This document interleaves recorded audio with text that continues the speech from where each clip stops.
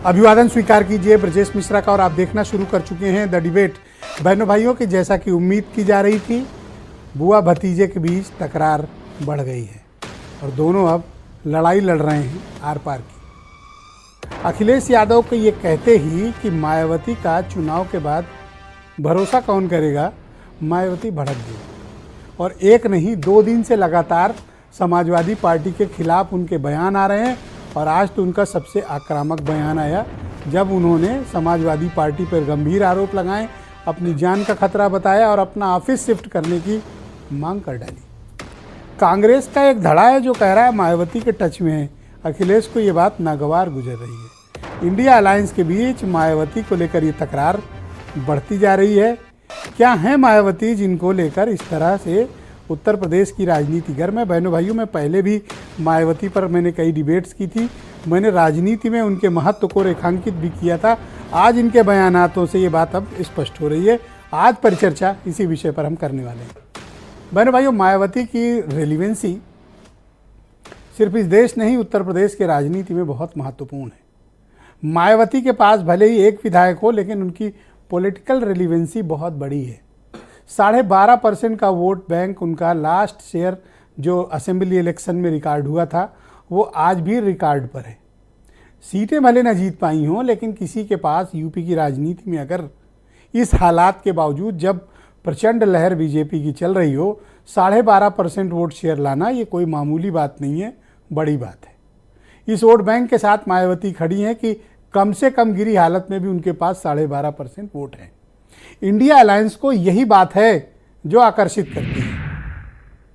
आकर्षण का कई मसला यह है कि इंडिया अलायंस को लगता है कि अगर मायावती उनके साथ आई तो ये अलायंस क्लिक कर जाएगा और बीजेपी को हम यूपी में रोक लेंगे। इसमें कोई दो राय नहीं है कि अगर मायावती इस अलायंस का पार्ट बनती हैं तो बीजेपी के लिए एक बहुत मेजर पॉलिटिकल थ्रेट होगी। अगर लेकिन अब सवाल ये कि मायावती बनेंगी क्यों इसका पार्ट? उनको क्या बेनिफिट हासिल है? अभी मायावती का सब ठीक चल रहा है, कोई परेशानी भी नहीं है, सब ठीक है उनका। अलायंस में जाते ही उनको पता है कि इसके चैलेंजेस क्या उन्हें फेस करने हैं, राजनीतिक रूप से उन्हें क्या हासिल होना है और क्या नहीं हासिल होना है, इसका भी उन्हें बखूबी अंदाजा है। वरना उन्हें भी पता है कि 2019 में उन्होंने अलायंस किया 10 मेंबर ऑफ पार्लियामेंट, जिसके 10 विधायक नहीं हैं उसके 10 सांसद हैं। है ना चमत्कार वाली बात। अब मायावती को लगता है कि समाजवादी पार्टी के साथ जाने का मतलब, इंडिया अलायंस के साथ जाने का मतलब सीधे सीधे दिल्ली में बीजेपी को चुनौती देना है। मायावती शायद अभी वो पॉलिटिकल जोखिम उठाने के मूड में नहीं है, लिहाजा उनके हमले समाजवादी पार्टी पर हैं, जिनके साथ पॉलिटिकल डायस शेयर किया, राजनीतिक मंच साझा किया, जिनके साथ सीटें शेयर की और जिनकी पत्नी को अपनी बहू का दर्जा दिया। अब मायावती उनसे नाराज है और शराब दे रही, गुस्से में भी हैं, सिक्योरिटी थ्रेट भी इनसे बता रही। राजनीतिक दल या उनके नेता कब अपना बयान बदलें, कब वो क्या करें, ये तो वही जाने। लेकिन उत्तर प्रदेश की राजनीति में ये स्पष्ट हो गया कि मायावती इंडिया अलायंस के साथ नहीं होंगी और अगर होंगी तो फिर अखिलेश यादव वहां पे नहीं होंगे। यानी अब अलायंस में बस इतनी सी बात है कि चुन लो चाहे अखिलेश को या फिर मायावती को। कांग्रेस के कल प्रभारी महासचिव आए थे उत्तर प्रदेश, अविनाश पांडे।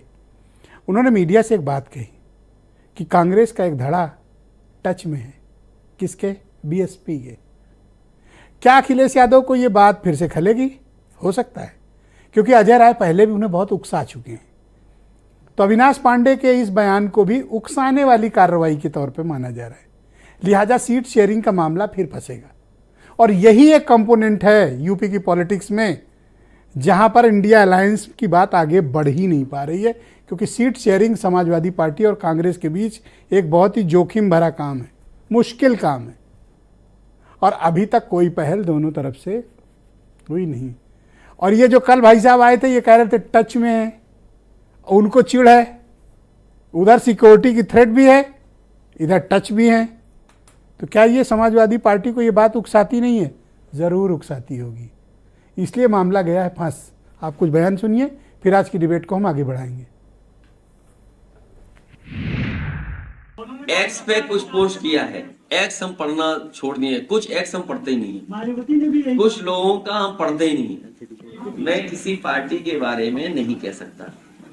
अगर उनको लगता है कि उनके सुरक्षा को खतरा हुआ है तो वो बाकायदा चिट्ठी लिख दें भारत सरकार को।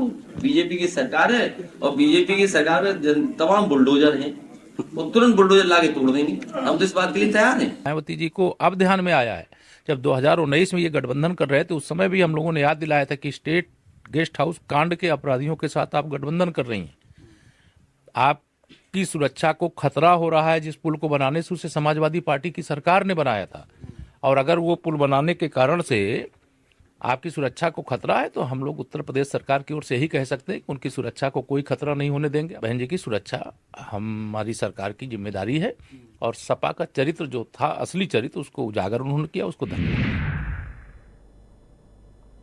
बहनों भाइयों, आज की डिबेट को आगे बढ़ाएंगे। अनुला सिंह बीजेपी की प्रवक्ता हैं, सुनील साजन समाजवादी पार्टी से हैं, सुरेंद्र राजपूत कांग्रेस से हैं, अरुण राजभर मेरे साथ मौजूद हैं, एसबीएसपी से हैं, कालीचरण स्नेही जी जाने माने चिंतक हैं दलित समाज के, और अंकुर सक्सेना राष्ट्रीय लोकदल से हैं, और वीरेंद्र सिंह जी हमारे स्टेट हेड। आप सभी का शुक्रिया और धन्यवाद कार्यक्रम में मेरे साथ उपस्थित रहने के लिए। सुनील साजन जी,